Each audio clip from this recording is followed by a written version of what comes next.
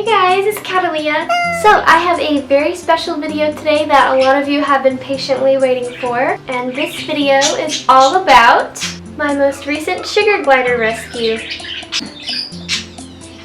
So in this video I'm going to take you through step-by-step kind of how I rescue gliders and the steps that you should take if you want to rescue a sugar glider. I vlogged the whole process and filmed taking him to the vet and everything, so his GoFundMe is still up, so if you want to contribute, you're more than welcome to click the link in the description. It'll be the first link. So I'm going to shout out everyone who has donated so far to this little guy's vet care, so stay tuned for that at the end, and you can donate to his vet care. So before I get started with this video, I wanted to tell you guys a couple of important things, and the first is that I'm going to be at the Lone Star Reptile Expo this weekend, and I'm going to be vending, and I want to put everyone in my vlog that says hi to me this weekend if I can remember to. And the other thing is I have merch! I'm going to put it on the screen right here. I have limited edition Astrid t-shirts and hoodies, and they come in a couple different colors, and I'm really excited. There's basically every size too, so they will be available until the 1st of January, so get one while you can. They just have Astrid's beautiful face on the front of the shirt. If you want to wear my very mean gecko on your shirt, you can do that. Yeah. That was everything. So without further ado, let's roll the video and you can see how I rescue gliders. Hey you guys, it's Catalea. I have an interesting video today. I just rescued another sugar glider, and I want to introduce it to you guys and take you through the steps of how I rescue a glider when I do get one. And I'm also going to open a GoFundMe if you guys want to help pay for his treatment and everything, because it is very expensive, especially when you do all the things that you should for a rescue. There's a lot that goes into it, and I'm going to go into all of that in detail in this video. So yeah, let me show him to you. Okay, so here's the little boy. He's a white mosaic. I thought he was a leucistic, but he has black tips on his ears, so he's a mosaic. He's got really bad staining and oils in his fur, and he's over grooming on his nose and his tail a little bit. The lady told me that his cage mate passed away and had a seizure, so that is very worrisome.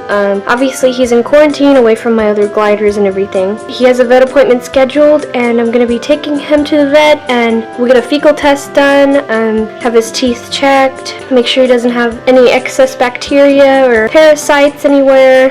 And I checked, and he definitely is a male, and he is neutered, so that's good, because that's usually the most expensive part. Of course I would get him neutered if I needed to, but that's really good that he's already neutered. So after we go through a bunch of these steps to get him healthy, get him on a good diet and all that, make sure his fur goes back to normal, then we'll look for pairing him with another glider, because gliders need to be kept in pairs as they are colony animals, and they can get depressed, self-mutilate, and overgroom if they're kept alone. Yeah, we're gonna do that, and I'll take you through every step of the process. You can be alright, little guy.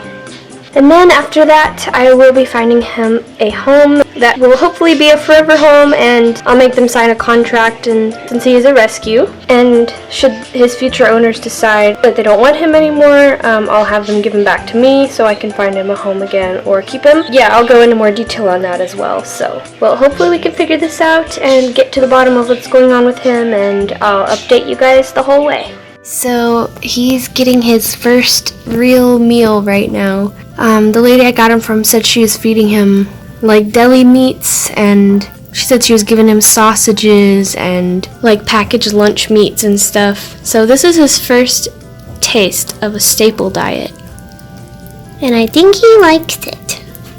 So I've got his vet appointment scheduled, and he'll be going and getting a checkup, and we'll get a fecal test done to make sure he doesn't have any parasites. They're going to check his teeth and everything, and yeah, he's a really sweet boy too.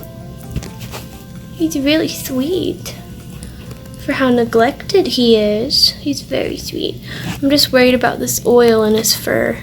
It's very stiff, like he's not cleaning himself the way he should. So I'm gonna have him in this little quarantine cage for a while, get his nails clipped and everything, and figure out what the best course of action is for this little guy. He's so cute. I wonder what I should name him.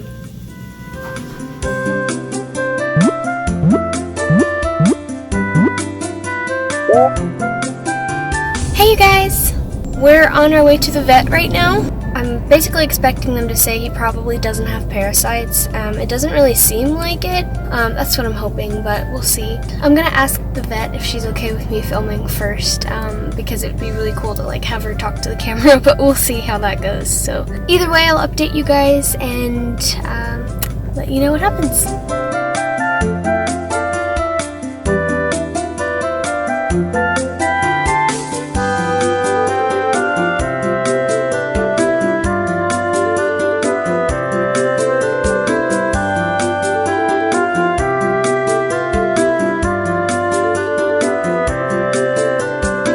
So 82.2 grams. Okay, yeah, he's a little on the skinny side. Okay, so you want a fecal done on him? Yes, and I was gonna have his teeth checked as well.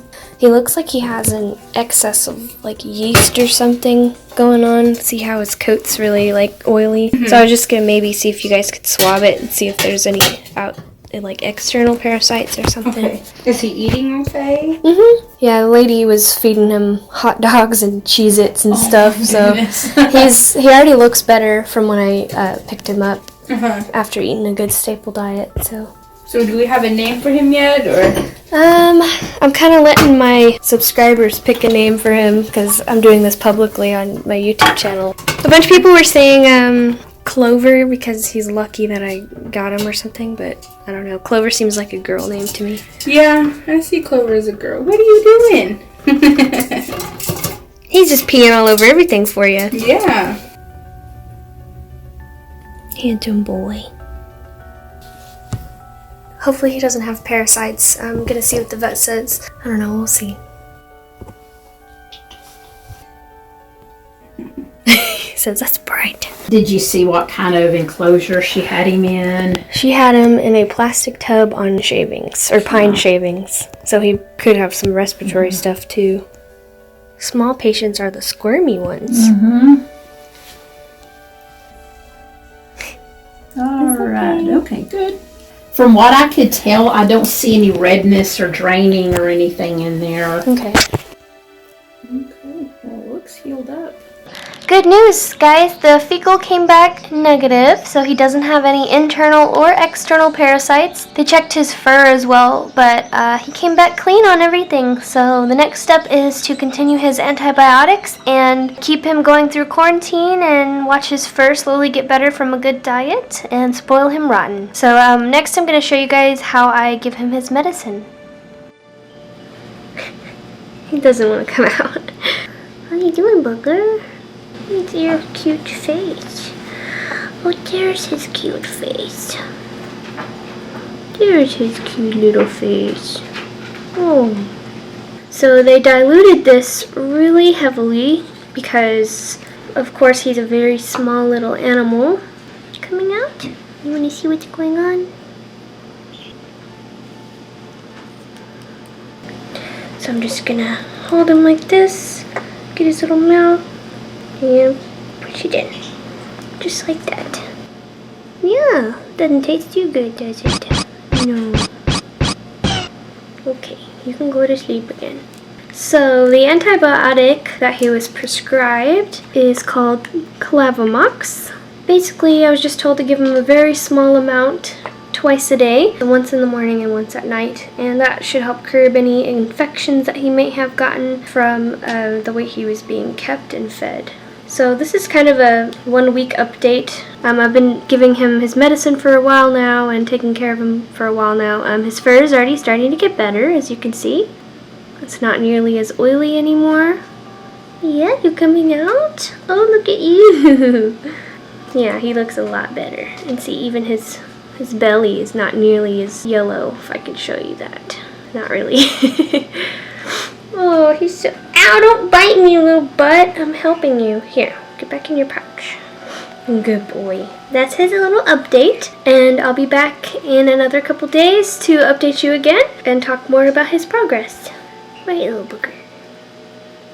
So real quick, I wanted to jump in here and say the costs of rescuing are astronomical. If you do it the right way, rescuing a sugar glider should not be cheap. But yeah, you want to make sure any males are neutered. And thankfully, this little guy was already neutered when I got him. You want to make sure you get a fecal test done to make sure they don't have any internal parasites, because that can make them go downhill very quickly. And then another very expensive part is making sure that they have another glider to live with, because gliders are colony animals. That is of number one importance with these guys, is to be kept in pairs with other gliders, but you want to make sure that the males are neutered so they don't have any babies, because lineage is very important in gliders, and to be bred they need to have lineage. Otherwise the babies can be cannibalized or come out with neurological problems or deformities. So yeah, I just wanted to say that real quick.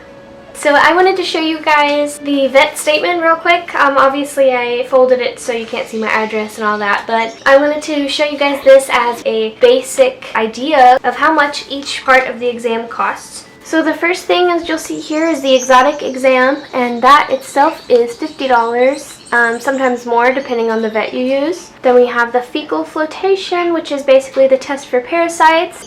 Basically stuck a piece of tape on his fur, and she looked at it under the microscope for external parasites. Ignore my nails, by the way, they're shot.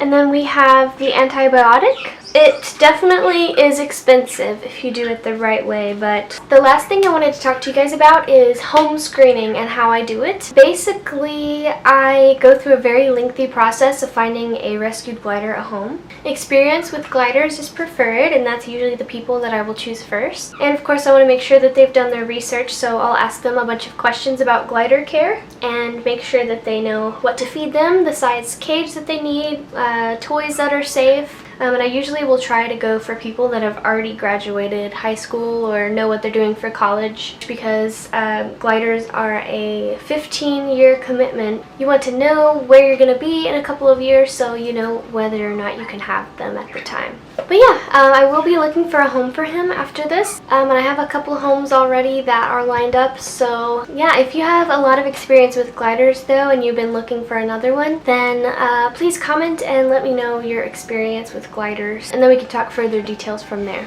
Basically, I already have a couple of homes lined up, so if those don't work out, I will be looking in the comments for people that have had experience with gliders. So I hope you guys enjoyed watching that video. I'm going to give one final update on the little guy. It can take months for their fur to fully go back to normal. If you look at him here, you can see, he's about to jump on my head, that his fur is, oh, he's pooping on me, thanks. That his fur is basically almost completely back to normal. It's still pretty cracked, but that can take a lot of time to go away. So really quick, I wanted to go ahead and shout out the people who have already donated to his GoFundMe. And I'm going to leave it up until I find him a home, because I've still not made back the money that I've spent on him, which is fine because that's part of rescuing. But I want to give you guys an opportunity to help if you'd like. And any extra money that I get, I will use towards my next rescue. The first person to donate was David Sokso. Thank you so much, David. That was awesome. You were the first person to donate and kind of get the ball rolling on it, so thank you. The second donation was by Jonathan Larson. Thank you so much, Jonathan. That was really helpful. Thank you so much. And after that, we have Carly Hanks. Thank you so much, Carly. Then we have Megan Happy Tails. Thank you so much, girl. You're awesome. I appreciate it. And so does this little guy who's enjoying his yogurt drops. And then the last donation by Tia. Thank you so much. They donated $100. That was so helpful. I almost cried when I saw that. Thank you so much. Your donation really helped, and it really helped this little guy. I'll continue accepting donations for the remaining time that I have this guy, and that way I can get donations for the next glider I rescue, as well as to cover the costs of what I've already spent on this little guy. Thank you guys so much for watching. Please come out to the Lone Star Reptile Expo this weekend in Arlington, Texas, December 14th and 15th of 2018, and then there will be more later, so stay tuned for those. Also, check out my merch on bonfire.com/Cataleah.